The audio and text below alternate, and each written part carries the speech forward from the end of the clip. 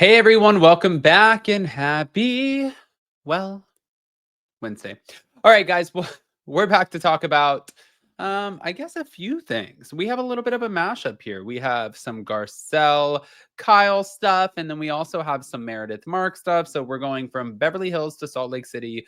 We're going to be dancing all the way around. Now, before we jump in, if you guys have not already, go ahead and please be a part of the subscribers, smash the like button, hit the notification bell. I have a lot going on today, which I'm really excited about. I get to go pick up my little baby, and Jason comes home tomorrow. And I sent my mom to the salon, so she's going to get her hair done while I get to record. So it's all great. It's all great. Right? I think so.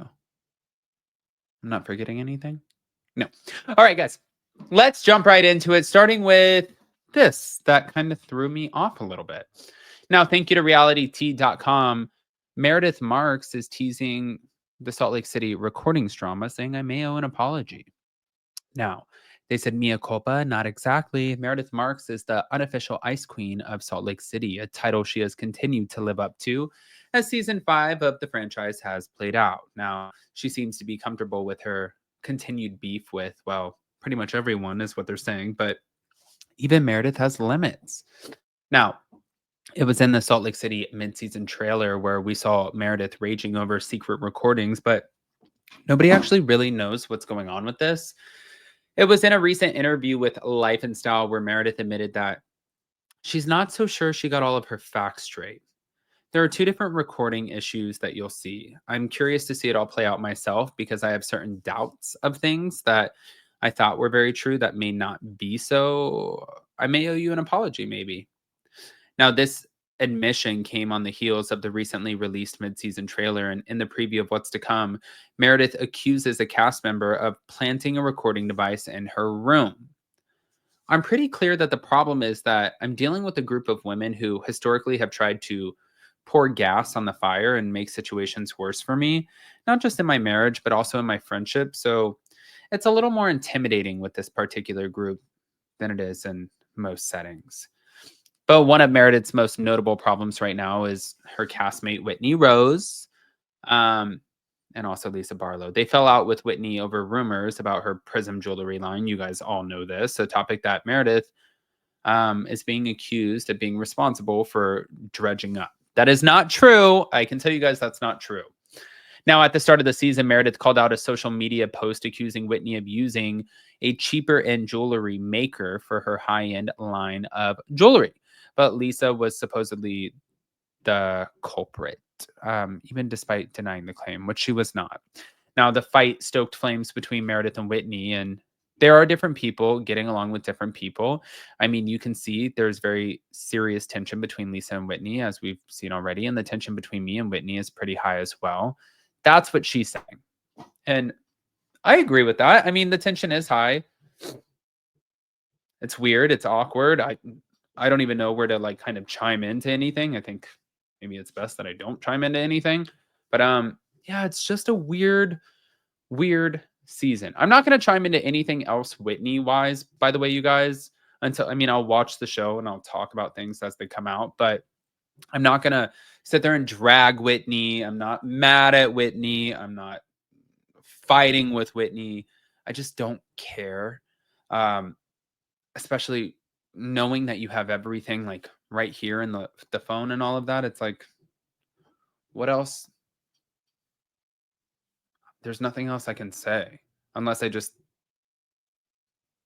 unleash the messages, which I really hope that I don't have to do. Anyways, moving on. Thank you to Reality T. Garcelle Bouvet. She has a theory about Kyle Richards and Morgan Wade. Yeah.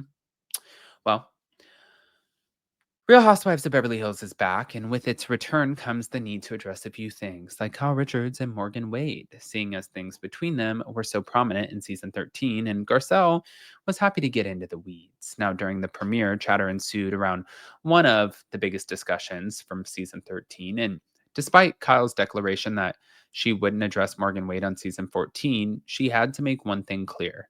Kyle told Garcelle that there was nothing going on. But of course, a recent trip to South Africa would suggest otherwise, and Garcelle was keen to point out just as much, not the trip specifically, but the multiple things that Kyle and Morgan did together to raise eyebrows. And in any case, all the talk about Morgan got Garcelle thinking. It was during the after show where Garcelle reflected on Kyle's comments about Morgan, and she said, in one way, I felt like, oh, wow, I must be in her inner circle that she's sharing this with me. And on the other end of it, I thought, is she being honest? But for her part, Kyle said that she still wouldn't use Morgan's name, even though there were rumors out there. Some were true, some were not true. Kyle referred back to the reunion comments where she seemingly gave a hesitant no to the question of whether there was anything going on between her and Morgan. But back at the after show, Kyle said honesty was a priority for her, while also respecting people that are not part of this. And Garcelle continued speculating, saying, I think Kyle was at the time still trying to figure out her life. She also passed some subtle blame on Kyle for stoking the fire by appearing in Morgan's video.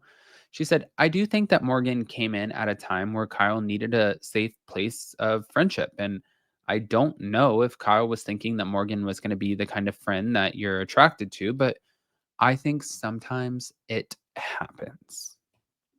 What a nice way to put that, though. What a nice way. Everybody thinks that. This is not just a Garcelle thing. I feel like it's really, I don't think it's fair to put all of this on Garcelle. I feel like at this point, everyone is saying the same thing about Kyle. Kyle admitted to Page 6 that she had to have a very uncomfortable conversation with her daughters, pretty much just opening up about her questioning her sexuality. That was a topic of conversation. I think that there have been multiple topics of conversation, and it's not the end of the world. But if Garcelle is going to speculate on something and all of these things are happening, I hope that fans don't get onto her being like, oh, well, you shouldn't speculate, because it's like, well, no, Garcelle's right. If you're leaving a trail of breadcrumbs from the pantry, then we're going to think that you're the one who ate the bread. You know what I mean? Not my best analogy, but I'm getting better. Also, though, by the way, I got to stick up for Sheena Shea's mom, Erica. Erica is probably one of the sweetest women that I've ever met.